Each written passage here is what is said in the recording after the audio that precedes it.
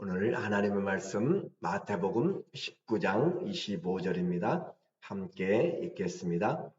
제자들이 듣고 몹시 놀라 이르되 그렇다면 누가 구원을 얻을 수 있으리까? 예수께서 그들을 보시며 이르시되 사람으로서는 할 수 없으나 하나님으로서는 다 하실 수 있느니라. 아멘. 오늘은 하나님 나라 32번째로 천국 이야기에 대해서 말씀을 같이 나누도록 하겠습니다. 마태복음의 전체 주제는 하나님 나라라고 이야기했습니다. 예수님이 가져오신 나라입니다. 그리고 마태는 특별히 하나님이라고 하는 그 이름을 경외스럽게 생각하여서 하나님보다는 하늘이라는 단어를 더 자주 씁니다. 그래서 하늘나라, 천국 이야기라고 그렇게 이야기하고 있고, 다른 공관복음서에서는 하나님 나라에 대해서 그렇게 설명하고 있어요. 그 하나님의 나라, 천국에는, 하늘나라에는 그 자녀들이 하나님의 마음을 가진 사람들이 들어가는 거죠. 하나님의 생명을 가진 사람들, 하나님의 생명은 하나님의 마음을 나타내는 것이고, 그래서 어린아이 같이 우리의 마음이 주님을 의지하고, 또 어린아이 같은 자들도 실족시키지 않고, 또 그 한 사람 잃어버린 것 같은 사람들을 찾기 위하여서 두루 다니며 찾고, 또 용서하고 또 용서하고, 그렇게 해서 한 영혼이 주님 앞에 돌아오는 것을, 그 아버지의 마음을 가진 사람들, 그것이 하나님의 나라의 자녀들이죠. 예수님은 계속해서 지금 천국의 이야기를 하고 있습니다. 주님 앞에 나온 사람들이 있어요. 16절에 보니까 어떤 사람이 부자예요. 주께 와서 이르되 선생님이여, 내가 무슨 선한 일을 하여야 영생을 얻으리까? 하나님의 나라를, 하늘나라를 다른 의미로 이제 영생이라는 표현으로 바꿀 수가 있습니다. 왜냐하면 그 하나님의 나라는 영원한 생명을 가진 사람들이 살 수 있기 때문에 그래요. 무슨 선한 일을 하여야 영생을 얻으리까? 예수께서 이르시되 어찌하여 선한 일을 내게 묻느냐? 선한 이는 오직 한 분이시니라. 네가 생명에 들어가려면 계명들을 지키라. 우리는 성경을 보면서 참 놀라운 것을 발견합니다. 영원한 생명, 이 세상에 살아본 사람은 영원한 생명에 대해서 분명히 다 마음을 가지고 있습니다. 사람에게 하나님이 우리에게 영혼을 주셔서 영혼을 사모하는 마음을 주셨다라고 했습니다. 그래서 이 세상을 고생스럽게 또 힘들게 또 죽음을 여러 부분에서 맛본 사람들은 영원한 생명을, 내가 비록 죽음을 맛보지 않더라도 먼저 떠나간 사람들을, 이별한 사람들을 보면서 영원한 것을 사모하게 되는 것이에요. 그런데 그 영혼을 누가 줄 수 있는가? 성경은 우리에게 그 영원한 생명이 있다라고 하시고, 얻을 수 있다라고 하시고, 우리가 쉽게 가질 수 있다라고 하는 것이죠. 그래서 무슨 선한 일을 하여야 영생을 얻으리까? 라고 이렇게 질문할 때, 진리이시고 생명이신 그리고 영원한 주님께서 영생은 없다라고 해버리면 우리는 끝이 나는 것이에요. 더 이상 아무런 소망이 없는 것입니다. 그런데 그 창조주시고 또 영원하신 그 만왕의 왕 대신 예수님이 말씀하시기를 영생이 없다라고 하지 않고 영생에 들어가는 방법을 이야기하십니다. 그러므로 영생은 있다라고 하는 거죠. 선한 일을 내게 묻느냐? 선한 일은 오직 한 분이시라. 하나님만 선하시다. 그래서 세상에서 내가 착하게 살고 법 없이 살고 무엇을 한다 할지라도 그것은 세상 사람들의 기준이지 하나님의 영광에 이르지 못하였더라라고 하는 것이에요. 우리 인간의 기준에 선한 것과 하나님의 기준에 선한 것은 차이가 있기 때문에 그렇습니다. 사람들이 행함으로 아무리 착함을 해도 우리가 하늘에 올라갈 수 없는 것처럼 우리는 하나님의 영광에 이르지 못하였고 모든 사람이 죄를 범하였음에 하나님의 그 선한 영광에 이르지 못하더라. 그래서 우리에게 그 영광에 이를 수 있는 그 길을 열어주신 것이 바로 첫 번째로는 율법을 통하여서 의롭게 되는 길을 열어주셨고, 그런데 그 율법으로는 아무도 행함으로 율법을 지킬 수가 없어서 또 하나의 또 다른 의를 우리에게 보내주셨는데, 예수 그리스도를 믿음으로 말미암는 의라라고 해서 우리에게서 난 의가 아니고 하나님이 예비하신 의라고 그렇게 이야기를 했어요. 그래서 그 의로우신 예수님을 우리가 이제 믿음으로 들어가게 되는 거죠. 영생을 얻기 위해서 무엇을 해야 하는가? 주님의 말씀을 지키라 라고 했습니다. 그러나 우리는 지킬 수가 없었고 주님을 믿고 순종함으로 따름으로 들어가게 돼요. 21절에 보면 예수께서 이르시되, 이 사람이 여러 계명들을 다 지켰다고 했습니다. 다 어려서부터 잘 지켰어요. 예수님이 아주 기분이 좋았습니다. 그런데 그 가운데 이것들은 지켰지만 마음에 놓지 못하는 우상이 하나 있었습니다. 물질이었어요. 예수께서 이르시되, 네가 온전하고자 할진대 가서 내 소유를 팔아 가난한 자들에게 주라. 그리하면 하늘에서 보화가 내게 있으리라. 그리고 와서 나를 따르라 하시니, 나를 따르라. 그에게 세상에서의 부자, 물질은 참 유용한 것입니다. 그런데 그 유용한 것이 예수 그리스도를 믿는데 따르는데 방해가 된다면 그것이 우상이 되는 것이에요. 세상에서의 권세, 또 지혜, 건강, 또 아름다움, 또 많은 것들을 아는 박학한 것들을, 재능들 중요해요. 그런데 그것들이 우리를 예수 그리스도를 따르는데 방해가 된다면 그것이 우상이 된다라고 이야기했습니다. 그래서 바울은 내게 있는 모든 것들이 그리스도를 얻는 데 방해가 된다면 다 배설물과 쓰레기같이 여기겠다라고 이야기하는 것이고, 오직 그리스도 예수 안에서 발견되기를 가장 최고의 지식, 최고의 능력이라고 그렇게 이야기했죠. 주님을 따를 수 없는 모든 것은 가졌다 할지라도 아무것도 얻는 것이 없습니다. 그래서 우리는 나 자신도 또 우리 모두도 다 이런 것들, 주님을 따르면서도 여전히 또 붙잡고 있는 것들이 있어요. 또 주님을 따르지 못하도록, 가까이 가지 못하도록 항상 막고 있는 것들이 있습니다. 내가 내 인생의 주인이 아니고 예수님이 주인이라고 그렇게 해도 여전히 어느 틈엔가 내 안에 들어와서 우리를 마음을 붙잡고 놓기 싫어하는, 그리고 주님을 섬기는데 방해가 되는 것들이 우리에게 항상 찾아온다라고 하는 것이죠. 주님 우리의 중심을 보십니다. 그래서 천국은 주님을 믿고 따르는 자들이 간다라고 하는 것이에요. 23절에 예수께서 제자들에게 이르시되, 내가 진실로 너희에게 이르노니 부자는 천국에 들어가기가 어려우니라. 이 젊은 관원이라고도 표현을 했고, 이 청년이라고도 표현했고, 이 사람이, 부자가 한 사람이 자기 가진 부가 많기 때문에 그것을 너무 아까워서 마음에 근심하면서 갔더라라고 그렇게 성경 우리에게 기록하고 있어요. 근심하면서 가서 돌아왔는지 안 왔는지는 알 수가 없습니다. 그에게 주어진 예수 그리스도를 만날 수 있는, 따를 수 있는 기회를 놓쳐버린 거죠. 그래서 주님이 하시는 말씀입니다.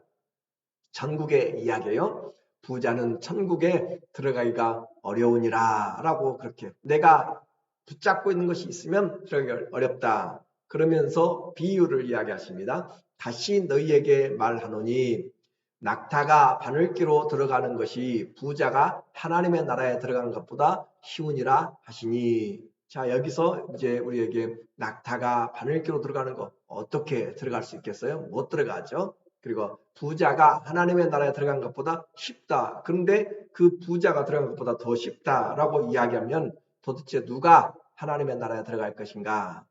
우리는 우리 힘으로 들어가지 못한다라고 하는 것을 알게 돼요.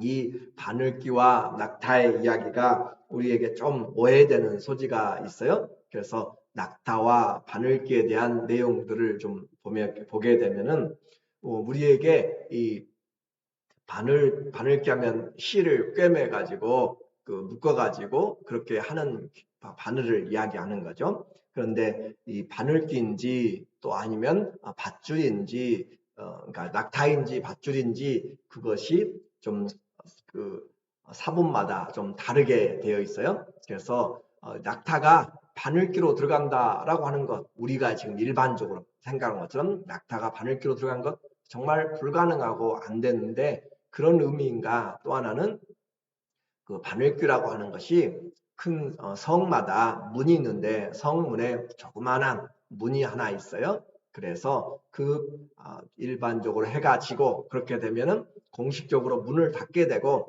비상시에 들어가고 나가는 조그마한 사람들이 들어다니는 문을 또 바늘귀라고 그렇게 하는 표현들도 있어요. 그리고 또 아람어의 소수 사본에 히브리어로 헬라어로 써지기 전에 아람어로 예수님이 이야기하시고 제자들 당시에는 아람어였기 때문에 그리고 헬라어로 기록되는데 아람어의 밧줄 감타라고 하는 것과 또 감나라고 하는 낙타 우리는 이것을 통하여서 이 L과 T가 혼돈되어서 밧줄인데 낙타로 그렇게 되어 있다라고 그렇게 생각할 수가 있어요.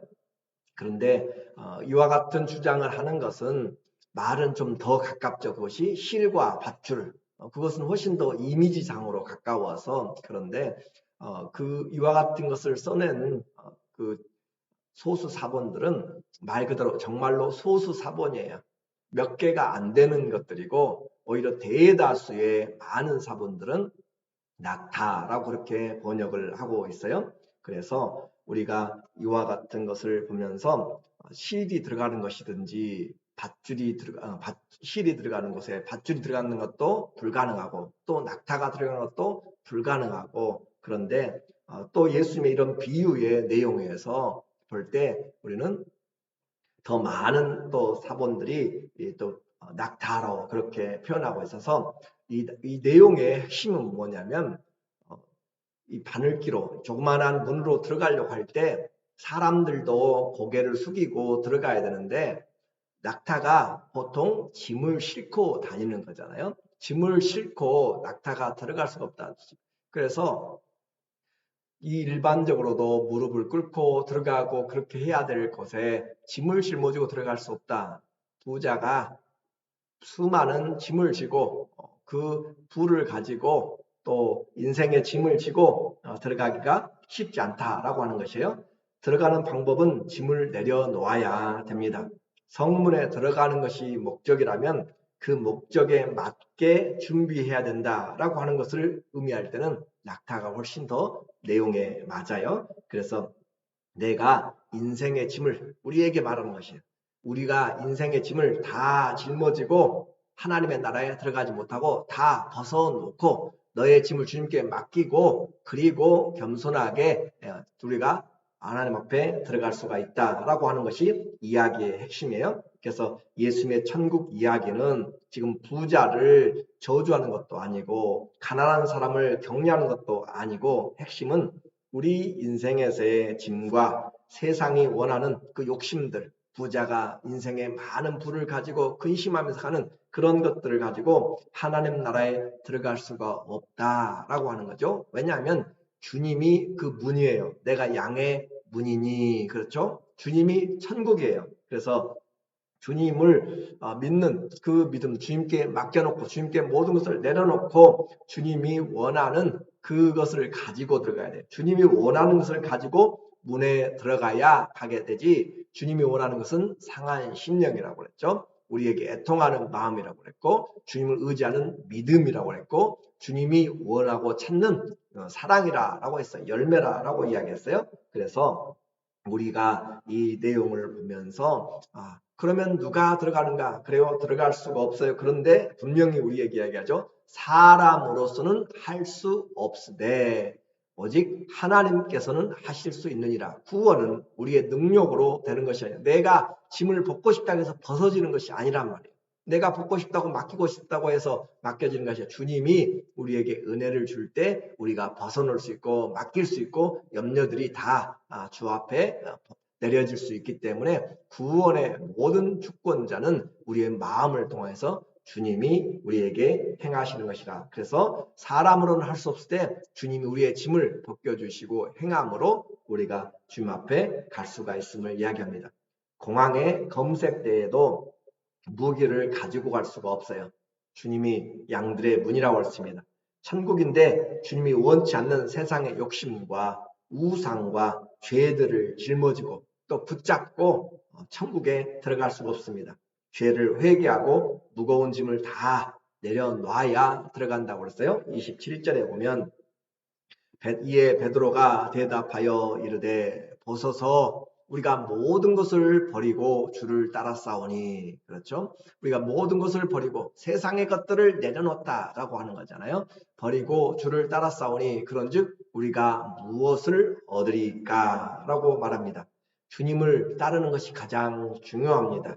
하나님의 나라는 예수 그리스도의 사랑의 아들의 나라라고 그렇게 이야기해요. 사랑하는 예수님의 나라, 아들의 나라라. 그리고 그 나라를 주님의 재림하실 때 우리에게 가지고 오시고 우리에게 들어가게 하시는 것이죠. 그리고 그 나라의 왕이 예수 그리스도입니다. 그러므로 주님을 따르지 않고 또 주와 그리스도를 주님이 그리스도인 것을 믿지 않는 자들은 그 나라에 들어갈 자격이 없습니다. 이제 고민이 생겼어요. 예수님을 위하여서 따른다고 했는데 버린다라고 했는데 그러면 다 버리면 천국을 위해서 다 버리면 어떻게 사는가라고 하는 것이 걱정이 되게 되는 것이 우리의 삶의 모습입니다. 주님이 우리에게 이와 같은 것들에 대하여서 우리는 염려하지 말라라고 하는 것이고 우선순위를 말하는 것이라고 그랬죠. 주님이 학업을 다 포기하고 하라고 하지 않고 직장 버리고 또 이혼하고 다 그렇게 나를 따르라 라고 하는 것이 아니에요. 물론 주님이 필요한 경우에 마태처럼 세리의 직장을 버리고 주님을 따르라고 할 때도 있습니다. 베드로와 또 세베대 두 아들처럼 배와 그물과 아버지를 버려두고 주님을 따르는 수도 있어요.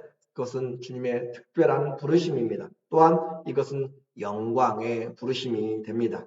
부르심의 차이예요. 사도들처럼 주님을 따라서 하는 사람들이 있고 또 교회로 모여서 사람들이 삶의 터전에서 교회를 통하여서 함께 생활하고 또 그들의 모든 삶의 청지기가 되어서 주님을 그 현장에서 가정에서 일터에서 또 어느 곳이든지 주님을 섬기듯이 섬겨나가는 그것을 우리는 현장의 선교사로 각 일터에서의 부르심이라고 그렇게 이야기합니다. 그러나 중요한 것이 있어요. 주님이 나를 어떻게 불러주셨든지 그것은 부르심의 차이지 예수 그리스도를 사랑하는 마음, 내가 직장에 다니고 내가 운전하고 무슨 일을 하는 것이 다 주님을 위하여 사는 주님을 사랑하는 그 부분에는 다 변함이 없습니다. 우리에게 나라를 위해서 일하는 사람에서 등대에서 일하는 사람이 있고 비행기에서 일하는 사람이 있고 또 배에서 아니면 땅에서 각각의 전쟁터에서 각각 일하는 사람들의 그 일들은 틀릴 수 있지만 다 한 가지 나라를 위해서 충성한다라고 하는 그것은 다름이 없는 것처럼 예수님을 따르는 방법에는 각각 여러 모양이 있지만 예수님 그들의 마음의 중심에는 오직 예수님의 사랑이고 그분을 향하여서 이것도 하고 저것도 하리라. 장사를 하더라도 내가 오늘 이곳에서 또 내일 저곳에서 하더라도 주님을 위해서 또는 먹든지 마시든지 또는 살든지 죽든지 주님을 위해서 하게 되는 것은 동일하다라고 하는 것을 우리가 생각해 봐야 돼요. 그래서 주님의 사랑에는 차이가 없고 그리고 그 결과 내가 이 세상에서 버렸고 주님을 따랐는데 그 결과는 이 세상과 비교되지 않습니다. 29절에 보니까 8절에 예수께서 이르시되 내가 진실로 너희에게 이르노니 세상이 새롭게 되어 인자가 자기 영광의 보좌에 앉을 때에 나를 따르는 너희도 12 보좌에 앉아 이스라엘 12지파를 심판하리라. 또 내 이름을 위하여 12 제자만을 말한 것이 아니라 또 내 이름을 위하여 집이나 형제나 자매나 부모나 자식이나 전토를 벌인 자마다 여러 배를 받고 또 영생을 상속하리라 라고 이렇게 이야기했어요. 영생을 상속하리라 라고 이야기했고, 또 다른 복음서에서는 이 세상에서도 주의 은혜가 있고 100배를 받고 그 나라에서도 영생을 잃어버릴 자가 없다라고 이야기를 해요. 한마디로 말하면 주님을 위해서 씨를 뿌리고 수고한 것들은 없어지지 아니하고 반드시 결과를 맺게 되고, 또 하나님이 우리 이 세상에 버린 것과 비교되지 않는 하나님의 은혜로 갚아주신다. 분명히 예수님이 마태복음 16장에서도 이야기했죠. 나를 위하여 자기 목숨을 버린 자는 사질 것이고, 또 자기를 위하여서 목숨을 얻는 자들은 그 나라에서 잊어버리게 될 것이다 라고 이야기한 것처럼, 내가 가진 것들을 내 목숨의 즐거움과 기쁨을 위해서 쓰는지 아니면 주님의 나라와 즐거움을 위해서 쓰는지 라고 하는 것이에요. 천국은 주님을 사랑하는 자들이 들어갑니다. 부자라고 가난한 자라고 배운 자라고 또 못 배운 자라고, 건강한 자 약한 자, 남녀노소 불문하고 이방인과 유대인의 차이가 아니라 예수 그리스도를 위해서 삶의 우선순위와 목적을 가진 사람들이 하나님의 나라에 들어간다라고 하는 것을 말하고 있고, 누구든지 주의 이름을 부르면 들어가게 되기 때문에 우리의 힘과 능력으로가 아니라 주님이 주신 은혜로 들어가게 됩니다. 이것이 하나님의 나라예요. 쉬운 것 같지만 어렵습니다. 30절에 보면 그러나 나중된 자로서 먼저 된 자로서 나중되고 나중된 자로서 먼저 될 자가 많습니다. 많으리라. 그래서 쉬운 것 같지만 어렵고, 또 반대로 어려운 것 같은데 쉽습니다. 이것이 바로 그 말이에요. 먼저 됐다고 교만할 필요가 없어요. 그리고 나중 됐다고 낙심할 필요가 없어요. 무엇이 중요한가? 주님을 어떻게 사랑하는가? 먼저 알고 주님을 진실로 사랑하면 그만큼 큽니다. 나중에 알아서도 포기하지 않고 주님을 사랑하면 그만큼 또 주님이 은혜가 임하게 돼요. 그것이 내일 다음 주에 말하게 될 포도원의 비유죠. 우리는 주님을 믿으면서 교만할 것도 없고 나를 먼저 불러주셔서 너무 감사하고, 늦게 불러주셔서 이제라도 불러주셔서 감사한 것을 통하여서 하나님의 나라는 감사함으로 사랑함으로 끝까지 사랑하는 것이 하나님 나라의 가장 중요한 삶의 원리입니다. 예수님의 천국 이야기는 예수님을 사랑함에 달려 있습니다.